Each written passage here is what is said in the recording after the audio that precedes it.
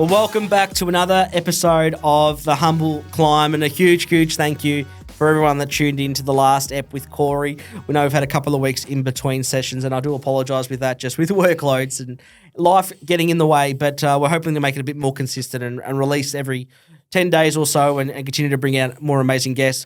Firstly, before I kick things off, I couldn't do this without the people that are continuing to support me and our little project here. So a shout out to all the businesses that are getting behind us. Obviously, starting with the start with our number one and most longest supporting business, Gigi Hair and Kids. Huge thank you to Marissa and the team. A-Class Powder Coating doing amazing things, and a big thanks to George and everyone there. Wallace Buyer Advocates, they've got a brand new rebrand that's just happened. It looks fantastic. And if you are interested in a buyer's vendor or a buyer's advocate to take care of your needs and not deal with agents like myself, surely get in touch with Emily, Harry and the team. Eco Wave Cleaning, they're doing amazing things. They're so busy, all residential and whatever you need. So please call George and the team, and I'll make sure their details are on the site. And lastly, our most newest and welcome one to Bernard, Desmond, Lavinia and all the family. Thank you for getting behind it from Blank Financial. They've just come on site. So if you are interested in having a chat with them, we'll make sure we post all their details. But a huge, huge welcome to them, and thank you for coming on as a brand new sponsor. Getting all that out of the way, I've got an amazing guest on, and someone that I've known for a fair while of time, and our paths have always crossed. I want to drop the name right here, Alex Woodward. Welcome on the pod. Thanks for having me, mate. No, it's good to have you on, and we made this happen because we were at a wedding recently of a good friend of ours, Sam and Felicity. Yeah. And we sat next to each other. That's right. I was really pushing to be a guest on this show, mate. He was on fire. No. He was on fire. No, we were both on fire. The food was good. The food was incredible. The best part was that I actually took your chicken and swapped it. Did you? Without you even knowing. Yeah, because you were out and about doing lots of things. So Luckily, I'm not allergic to that. So thanks for the meal, mate. But a massive, massive thank you. We've been talking about it, obviously, for a couple of weeks since the wedding and trying to organise getting you on. But I wanted to get you on because you've got an amazing story, one, but two, also your mental fortitude and mental resilience is incredible with what you've had to deal with. But you may or may not know this, but you do know this, when obviously you were running around for Mazenod. Yeah. Back then it was the ACC. Yes. So that's where you went to school. I was obviously dealer, but I wasn't playing. Okay. I was statistician. Oh, very good. of the first 18. I don't know if you're calling my name out too many times. But you know what's funny? So I used to come onto the games, and I had a bit of pull with the teachers there because I was one of the college leaders at DLR back then, and I never used to come to any, I wouldn't play. I'd go to training, but I was that larrikin of the team. Yeah, cool. And I used to be a statistician. So all I used to do was a couple of my mates, boys that you would know back then, like Matty Hamilton. Yeah. Fletcher Roberts was... Fletch had gone to Melbourne Grammar, so by that he had his stage. own statistician, this guy. Working hard to get him on the pod with Jongy, by the way, so that's a little bit of a very good. tip. Great people. Anthony Soriano and a few of those boys, sorry. Jakey Williams, we were running around getting them. I was doing their stats. It was incredible. So, but I remember you running around you guys sort of had yourself...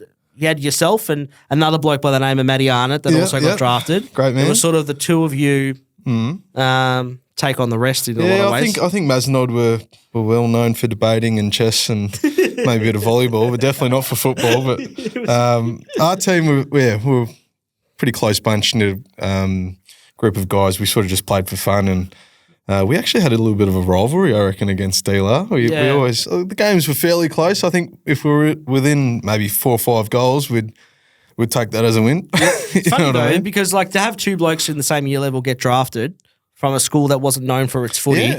DLR was a bit the same. We'd have maybe one. I mean, I think our most recent one was Luke Lloyd that just went to Brisbane. Yeah. DLR, that is. But before that, it would have been Brandon Maynard. Yeah. It was pretty uncanny, to be honest. Matt and I versed each other throughout our juniors, right from probably under 16s. And then we ended up getting drafted 2 picks apart. I think he was 55 to Richmond. I was 53 to Hawthorn. So we were really pumped for each other. It's incredible. He's married now with a wonderful family, so I wish him all the best. No, it's amazing. It's a small world, which is funny. So we've done a full 360, and as I said, it's great to have you on because you've got an incredible story, as we said previously. But you've been going for a fair while now with what you're currently doing, and we'll get into that. But obviously, right off the top, ex-AFL player, gets drafted in his prime of his life, gets drafted to Hawthorn, and was Hawthorn training out of Waverley Park? Yeah, they still are. They, when you got drafted, though, they were there. Yeah. So incredible. You're close to home in a lot of respects as well. Yeah. Like you probably couldn't have asked for a better fantasy role story if you had to. You're right. I was probably the definition of a local draftee. I literally went to school 5 kilometres away, got drafted 5 kilometres away, so everything was very, very much home for me. So I was lucky in that sense. But when I did get drafted, I didn't really hesitate in terms of moving out of home and starting that journey as a professional footballer. I was really excited. So after draft night, I went straight to the club and introduced myself to the players and the coaches properly, put on the polo, took the photos, and then I think I was out of home the next couple of days. So, oh, really? And where'd you go? I lived with Josh Gibson for 2 weeks, which was interesting and a really good insight into what was that in Brighton East? Yeah, it was. So again, I never lived Bayside way, so that was a new thing for me as well. But yeah, it was interesting to see that side of things. He was obviously an established professional by then, so he was showing me the ropes a little bit. And then after that 2 weeks, did you go into a share house or how does it work? No, so Jack Gunston got traded to Hawthorn that same year. We actually had a mutual friend in Timmy Lockwood. I played Dragons with Tim, and Jack was also an ex-Dragon, but he's just a little bit older than me. He spent a couple of years in Adelaide and then decided to come home, so we linked up that way, and he bought a house in Bentley, so I put my hand up pretty quickly and wanted to move in. Wow, okay. Yeah. And was the whole moving out thing, because obviously you did move out early, because it's just off topic, but taking that plunge at that age, I mean, if I was 18 moving out of home, like I'm 30 and hate the thought of moving out, but but I guess being 18, was that a self-driven thing or was that a club-driven thing? Yeah, good question, Timmy. I actually moved out of home when I was 15. I came from a split family, so my mum and dad were divorced, and I didn't really get along too well with mum's partner at the time, and I suppose divorce agreements had me staying at mum throughout the week and then dad's on the weekends with my sister, but yeah, my dad was very independent when he was younger, so he threw up the idea of when I was 15, 16 to move out of home, and he'd help me pay rent for an apartment that was pretty close to his. So yeah, I basically did year 11, year 12 in an apartment by myself, and yeah, moved out of home, matured pretty quickly, mate. Really? So right, okay, wow. So you were close to school? Close to school, yeah. So, but I did everything on my own. Yeah, I got a little bit of help with dad. Obviously, I had a part-time job at the time. Funnily enough, at a real estate agency. Don't take my line. Don't take my line. So yeah, like he helped me with bills and rent, and really grateful for that. But the learning experience, it was very much full circle because I was able to move out of home really, really easily and have some sort of an insight on what real life was like. I've met a lot of people in my life, but I've never met anyone that moved out into an apartment by themselves in year. Was it by yourself? Yeah, just by myself. In year 11 and 12. That is incredible. Yeah, it was. Tell you what, it was high stress because the scheduling, even just with footy alone, having to juggle, obviously TAC, which it was back in the day with the Dragons. I played state footy as well, combine, all these club interviews, and then try and get a half decent ATAS score on top of that. It was a lot. Amazing, and this is the part that I was going to say, don't take my line, because I was, without naming organisations obviously, but I was having a look at and doing lots of research, and you could have very quickly been a real estate agent. Oh, is that on LinkedIn? No, can't confirm or deny. No, I've always had a passion for real estate. I have. I actually studied business management, majoring in property and real estate at Deakin Burwood. Yeah. That was still a passion of mine throughout my 20s.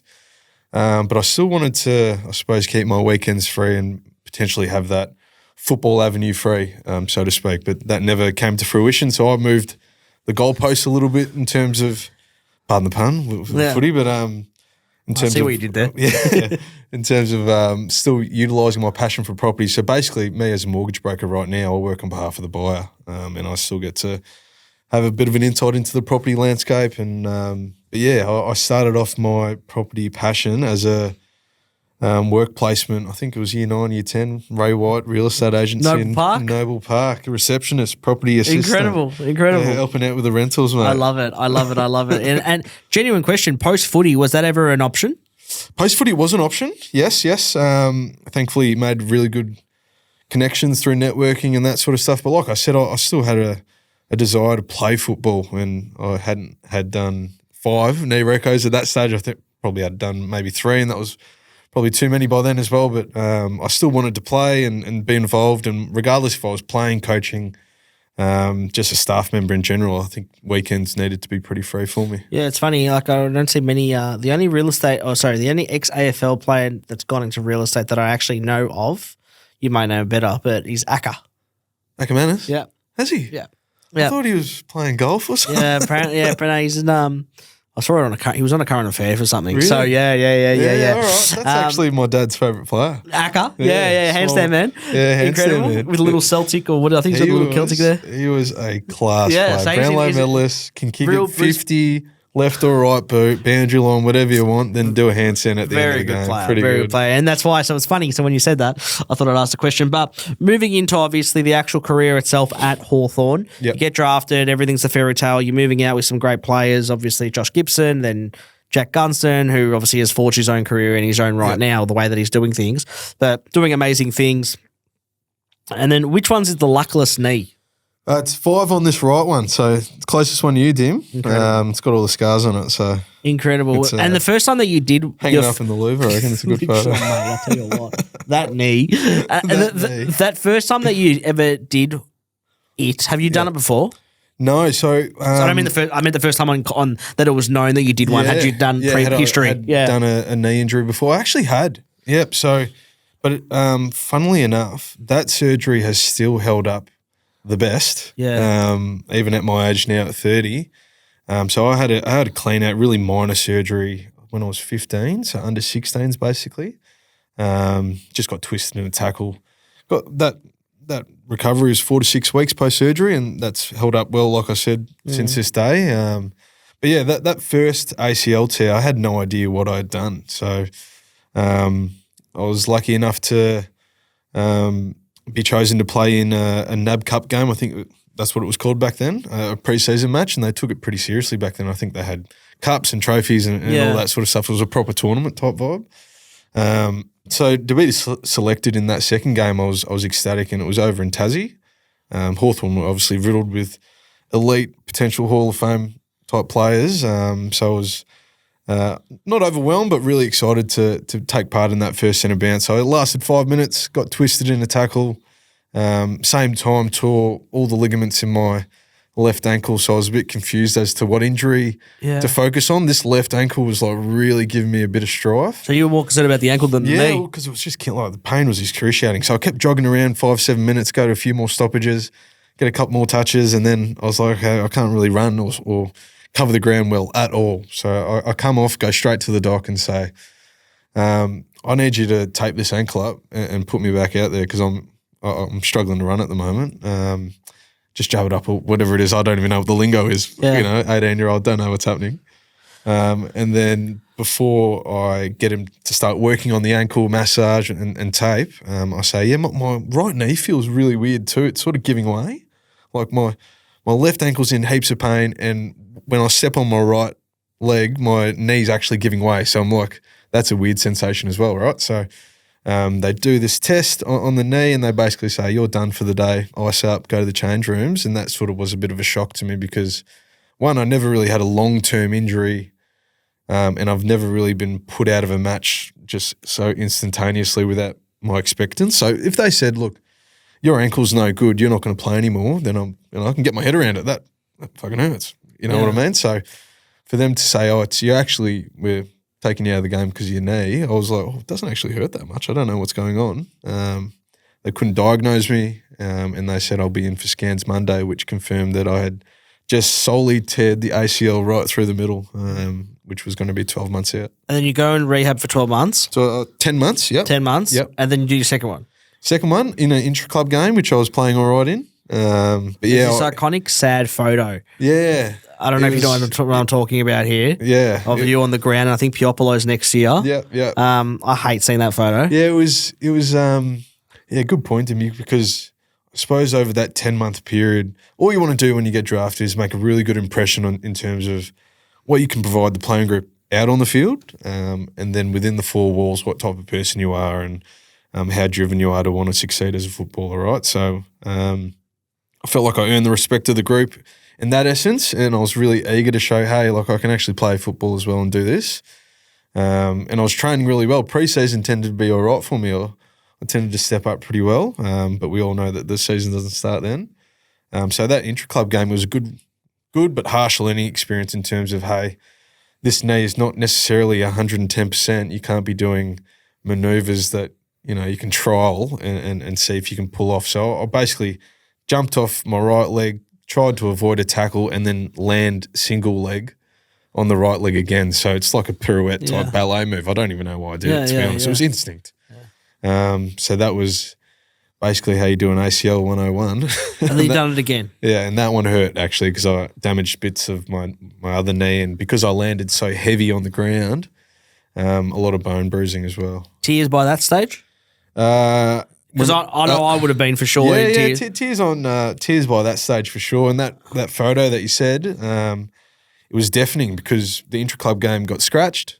You could hear a pin drop. All the players were in shock, really, because they understood how many hours I'd done in rehab, and I did let out a scream because I was hurting a lot. So I think everyone sort of remembers that training day if they were there. Then you go, so you miss the season again. Yeah. Rehab for another.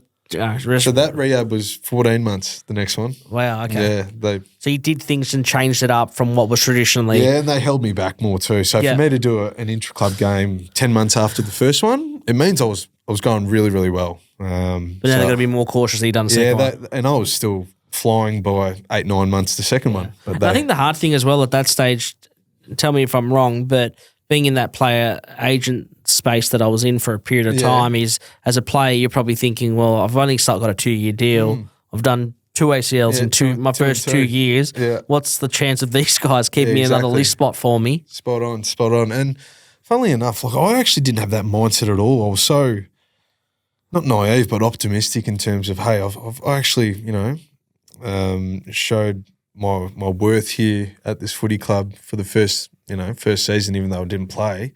I know what I did wrong. I can fix this again. If the club want to keep me, so be it. That stuff was out of my control. Yeah. And I was very present and accepting of that in the moment. So I just knew that if I could continue to show that I was, a good character, could contribute to the culture and just show that I work hard, then hopefully that's enough to get me over the line with another contract. And thankfully enough, Hawthorn thought the same. So in this whole time now, you've done 2 ACLs, and in your whole duration of the ACLs that you've done, I mean, you hear a lot of these players that go and see specialists overseas, Germany, all that type of jazz. Yeah. Did you ever go up that path? Yeah. Hawthorn actually sent me overseas with Matthew Suckling and Ryan Showmakers. They did their knees that same year, so we sort of had like the trio of us. And they sent Matthew and I because we did ours first. They sent us over to England and we trained with Arsenal, their rehab facilitator, for a couple of weeks. 1 week, sorry. And then we had 1 week where we travelled Europe together as a bit of a refresh. But to get that insight into how they rehabilitate ACL tears with their football players over there was very different. And it was, I suppose it was refreshing in a sense to get a different lens on how to approach, a long-term injury like that. So was there any Arsenal we were players? texting back Hawthorn physios going, are we meant to be doing this? Yeah, I love it. They're really testing us out here.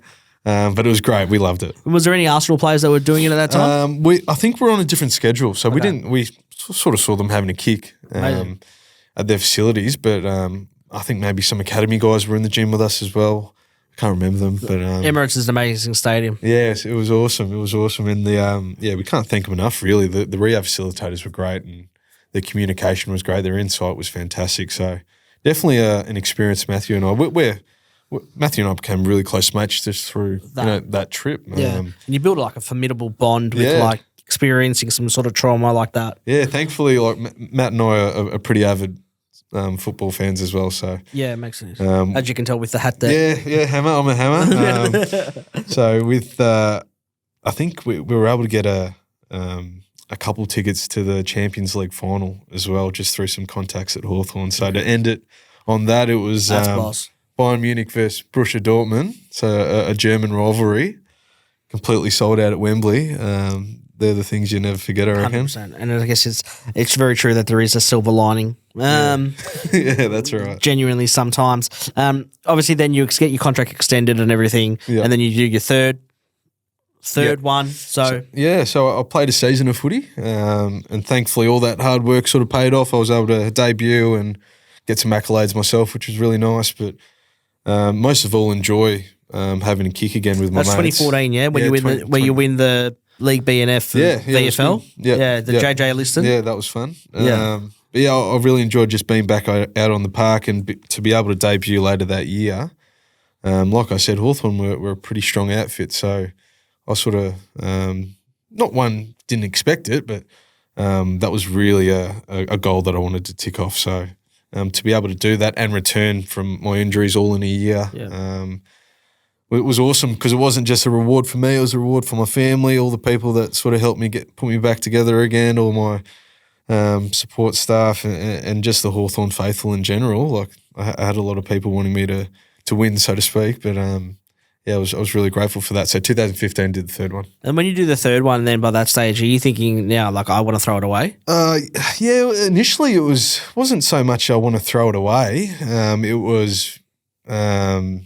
It was I'm going to take my time in processing this because by that stage I'd done obviously a few years, came back, but that was like another year of my life, obviously. Yeah. Dedicated to prepping myself so I could play again, and then playing, and then, thinking that I was at the end of the tunnel, and then having to digest and process the fact that, okay, I've done it again. What's the priority here? Well, I still want to be an AFL footballer. Again, the contract situation's out of my control. So I'll just leave that up to Hawthorn. And I suppose I didn't really want to be around football for a little bit. But I always wanted to come back. But thankfully, in more capacity, exactly right. So I got delisted, and then Hawthorn put me back on as a rookie. So again, still on the list. Really thankful. Could take my time with rehab. It was a different sort of stage as well. So the first 2 ACLs I did during the preseason. So a full stint of rehab would mean I'd be back for the start of the season, basically, right? So this one was halfway through the year. So it was a different approach. So it was a different sort of timing in terms of when to pull the trigger on running and when to sort of approach training, because I won't be part of any match sim. And then, time restrictions and when I do return to play. So from 2015 to 16, I sort of built the courage, so to speak, to want to go back out there. And I actually finished 2016 playing some pretty good football, but got delisted again. I think you came third in the JJ list in that year. Something happened, I'm not too sure, I can't remember, but Hawthorn decided to part ways with me, and it was very amicable. And if we think about it, dedicating 5-6 years to a player on a list to get basically a year and a half return, if we think of it as a business sort of view, completely understandable. And in that exit meeting as such, are you getting told that you're getting delisted? Is that like you and Clarko? Yeah, myself, Clarko, and Jason Burt, who was, I think, the general manager at the time, or the welfare manager, one of those. He's still my good mate to this day. He's a great man.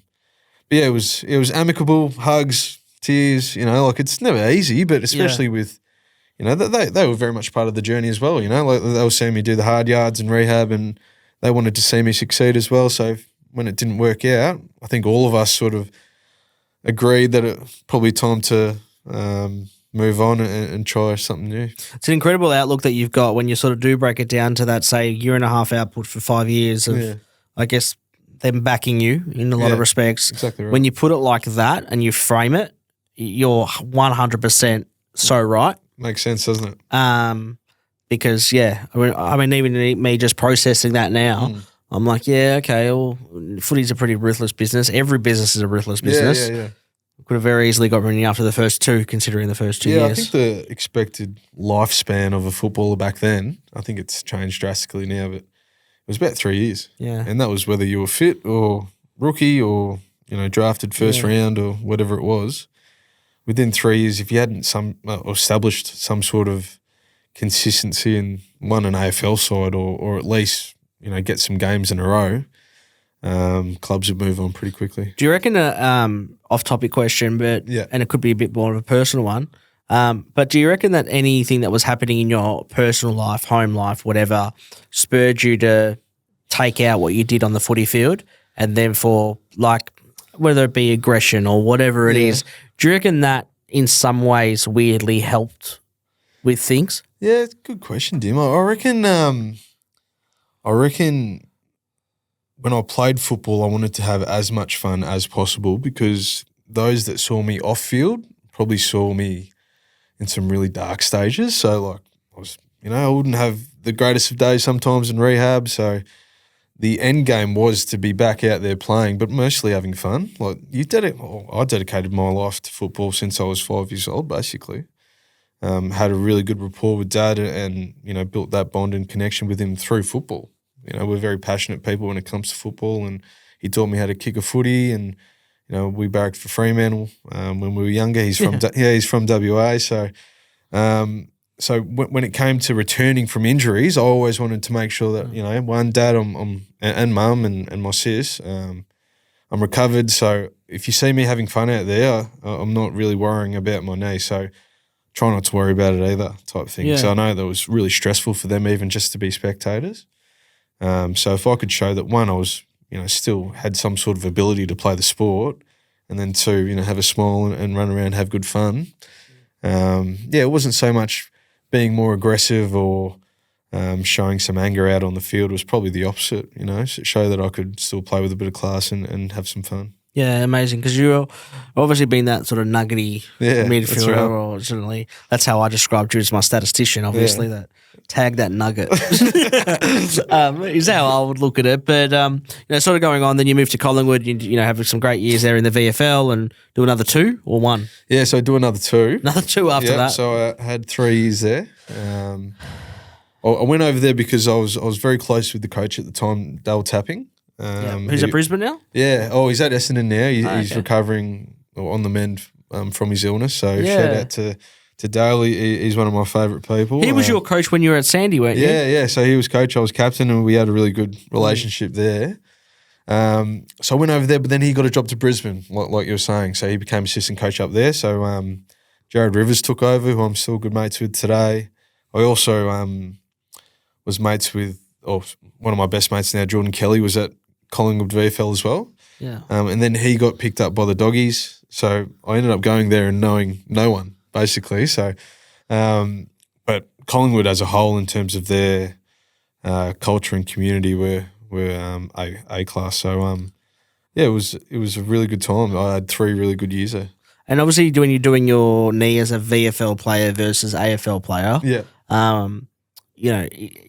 income-wise, obviously it's very different, I imagine. Yeah, it was actually not too bad. I mean, not to give specific details on what my salary was. Contracts. I was probably not exposed to the new CBA or anything like that. So put it this way, I think a lot of footballers back in the day made a normal salary. So I think a rookie made around the 50K mark. So yeah. When I transferred post AFL listing, I didn't really know anything other than the salary that I was making. So the transition wasn't too bad at all. Yeah. It wasn't like I was earning 400K and then needing to go to 70, 60K straight away. The transition was pretty seamless. But what was probably more of a battle was that I did another knee, right? So I did my 4th knee as a mortgage broker doing a mentorship at a firm. So I need to do 2 years mentorship before I can start my own business. But in that 2-year mentorship, I did my 4th knee playing at Collingwood VFL. And did you still continue doing the mentorship? Yeah. So the rehab scheduling was just so out of whack. All over the shop. Yeah. So I'm catching public transport on crutches. There were people sitting in the disability bloody seats that I was getting so angry at. It's like, I'm right here, man, with crutches and I've got a backpack on. Just let me sit there. And then, so I'd be sitting all day and then my knee would swell up, in between lunch and meetings, I'd have to ice my knee in my suit. And then after work, 5:30, I'd go over to the Holden Centre, or AIA as it is now, and do my rehab. So incredible. Different lifestyle. But what's incredible is those that, do trades and stuff that wake up at 5, do a trade all day, then go to footy training. Oh, I couldn't believe that. Yeah. Yeah. And then you would have seen a bit of that, I guess, with the VFL program as well. Yeah. A lot of people that have just got your everyday jobs, but then are just talented enough.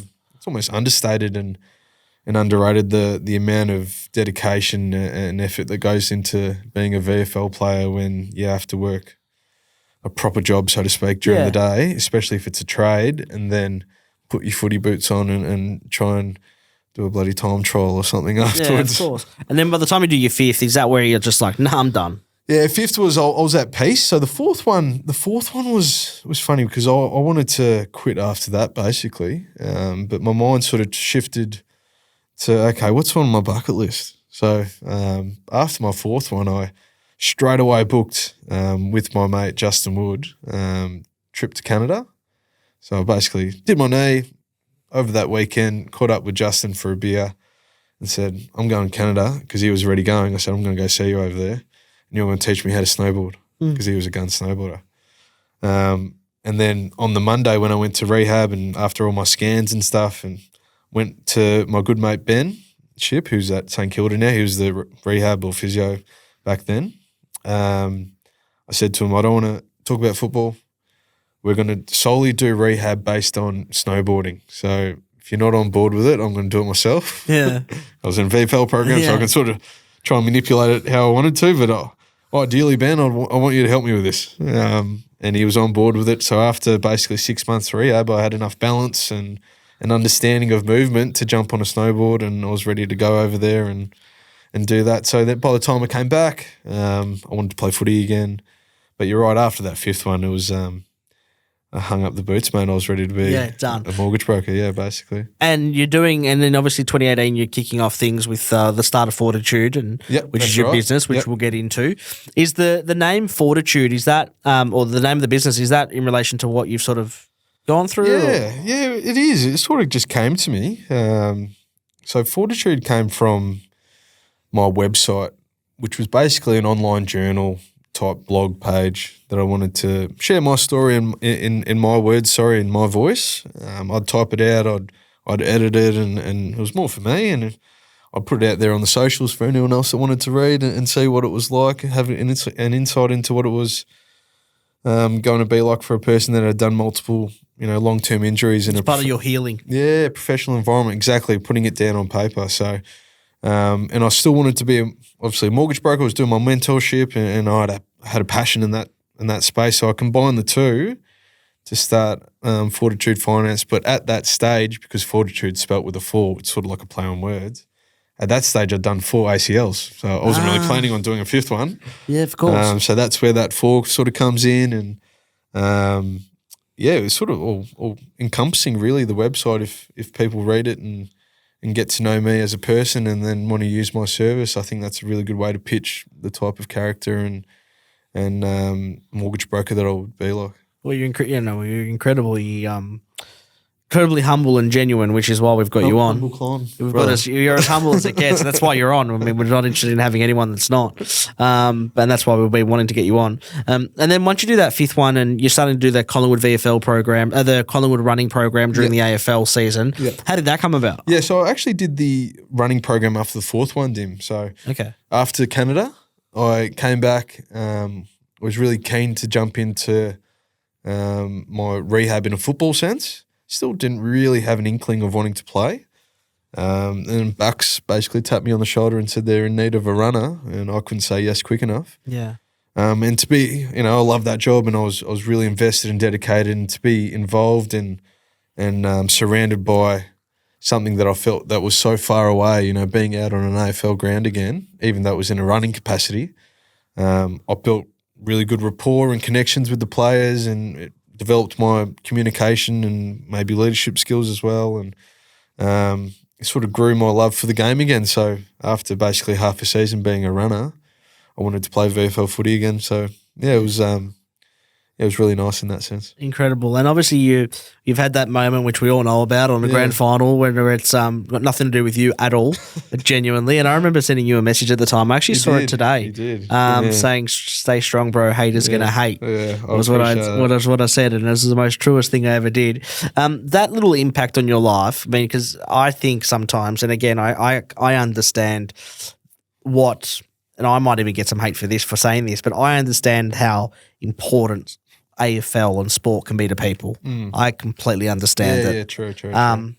But I do think as well that we can overdo it. Yeah. There is life and death situations happening in the real world. Real world out there. Yeah. Just turn on the news if you haven't. The headlines. So exactly. we're talking about something so small, but that little impact without going over it too much.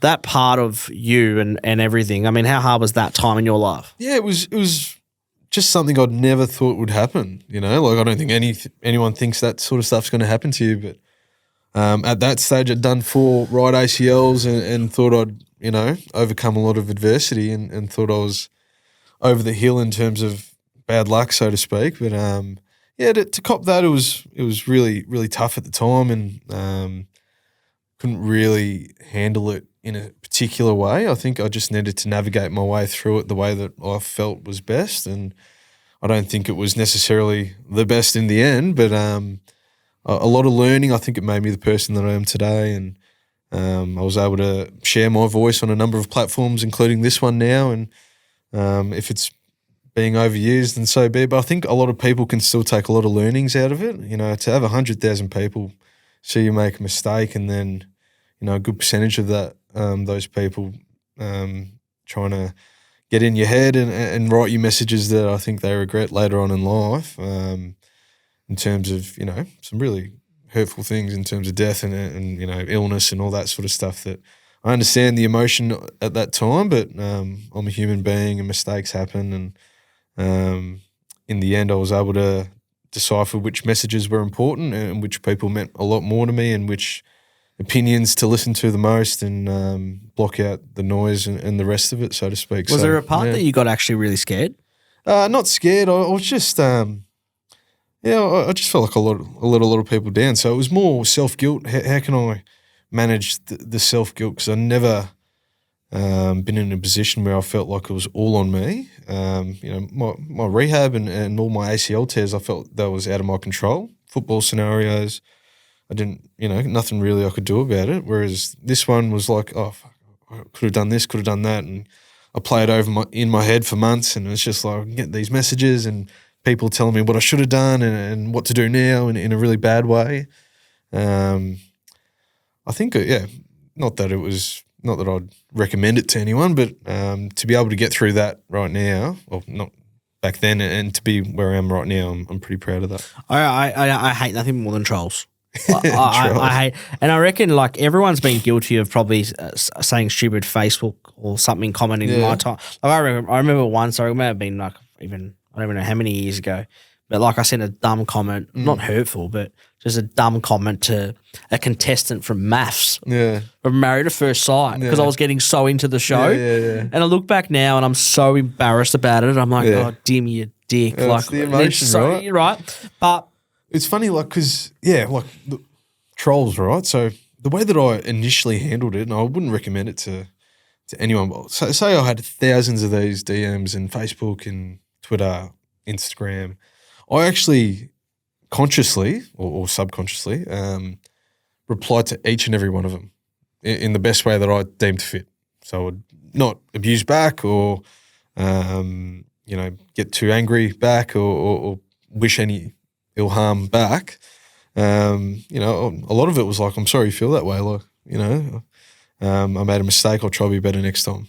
You know what I mean? So, and then a lot of those people would digest that message. Their emotions would calm down, apologise to me. Not that I was looking for an apology or sympathy, but it was amazing the turnaround in terms of emotion and feeling once they actually see what they've written, the potential impact that could have, and then the attitude towards, okay, maybe I should send this instead type thing. You know what I mean? So everyone makes mistakes. I didn't take it too personally in the end, and I don't really pay no mind to it. No, I don't blame you. And I think the whole death threat thing and wishing ill health and all that type of stuff. I mean, I just think it's just so ridiculous. I mean, at the end of the day, it is. I mean, I call the bloke a knob, fair enough. Telling me like you're a dickhead, cool. Right. But like, just don't take it too far. I mean, I remember when I said to this maths guy, I was like, I don't know why you're still with her. Are you watching maths now? Nah, I'm not. I'm not. I'm actually not. No, I haven't watched it.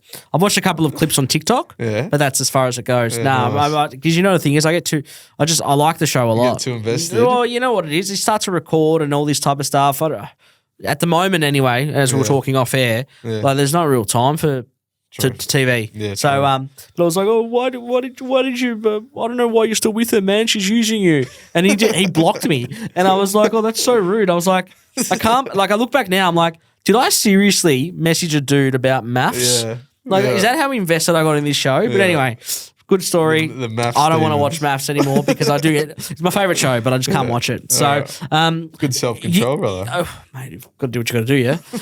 Eventually, mate, you get into obviously Fortitude Finance, and you're doing amazing things as a broker. I mean, I know you've got a heap of clients. How much did the AFL journey help you with where you're at today with brokering and contacts and networking? Because I know you're big on that. Yeah. It was essential, basically. So the beauty about being an AFL footballer, even though we're privileged as is to be able to kick a football around and do what we love. There's a lot of opportunities outside or off the field. So AFL basically reimburse and look after your uni. So you'd be dismissive not to take that opportunity with both hands. So I was able to do that. It was a really good offset or balance to my rehab. So I do rehab, go to uni, network, have coffees with people. And then, I was able to establish a sort of a pathway that I wanted to take post football and really commit myself towards that. And, I was lucky in a sense that I didn't really have to have a HECS debt to pay or anything like that, and I was able to transition post football into real life pretty seamlessly. That's amazing. And obviously now with where it holds you with Fortitude, you work for yourself, so obviously there's an incredible amount of flexibility, I guess, within the role and as to where you work from and working for yourself as well. You're your own boss and managing that, but you're also got a huge passion with AFL girls. I was AFLW, I should say. Yeah, you're right. So you're right in terms of flexibility. So to be able to dictate my own hours and help clients when it's more convenient to them, I feel that's a real feather in my cap. So I'm able to be quite flexible and help whenever it best suits anyone other than me. So I work mobile and then to have that balance of coaching girls, which I do have a passion in. So post Collingwood VFL, I was assistant coach at the Saints AFLW side for a season under Nick Dalsano, and I made a lot of good friends and connections there. After that, I'm at my third year now at Caulfield Grammar coaching the senior girls there. So I'm really, really privileged and really lucky to continue the football journey, so to speak. And can you see that continuing to blossom? Absolutely. I think we're starting to see the grassroots level footy in terms of girls footy come through now. The skill level's improving. Heaps. Passion's improving, and it's only really going to get better. So the talent pool is going to increase as well. So to be able to coach girls when they're 16, 17, 18 and see what they're like coming through the ranks before they reach either VFLW or AFLW, it's pretty exciting, really. So I've done tryouts and currently holding training sessions at Caulfield now, and some of the girls are really standing up and playing some good football. It's developed so much. It's become amazing. Yeah. It actually become really cool. They kick better than me, that's for sure. At least they get on the park. I couldn't even get on the park. Great call. Yeah. See me in the canteen. No, you're the stats man. No, I've got the liquid diet happening, so I'm all good. Mate, we always like to finish on the Humble Three, and the big thing is as well that for anyone wanting that watching or listening and get involved with Alex, talk about what your needs may be as well, because if we can help in any way, that's what we're all about. The one thing I've always thought is that there's plenty of business for everyone. Yeah. So if we can help in any way, please. Let us know whatever we can do, because we like to support good people. But the Humble Three is what we always finish on, and I know there's new questions for 2024. Yeah. So starting with the first one, that if you could invite 3 people to dinner, who would it be and why? Right off guard, I know that I got a little bit of a heads up earlier, but I reckon I'm still struggling with that. I reckon I'd invite Michael Jordan, because he's my favourite athlete. Abel Tesfaye of The Weeknd. Okay. So he's my favourite musician. I think he's a genius. Yep. And then maybe like a David Beckham, because I do enjoy my football as well, and you probably started that passion of mine too. Yeah, no, I completely get that. I don't know who I'd go, actually. I think I'd go The Rock. Yeah, cool. Just because I reckon he's a boss. And I still watch WWE and he's back. I watched it back in the day too. I'm back in the day, I'm still going. I think I'd go The Rock. I really like the Beckham analogy. Yeah. I wouldn't go Ronaldo. I think I'd probably go maybe a George Clooney or something. Yeah, cool. Yeah, Like he's quite that. cool, that guy, Yeah. actually. Yeah. Just thinking, not that anyone wants to know, I just thought I'd say it. I wouldn't know. Mate, proudest moment in your life? Proudest moment in my life. I would say debut.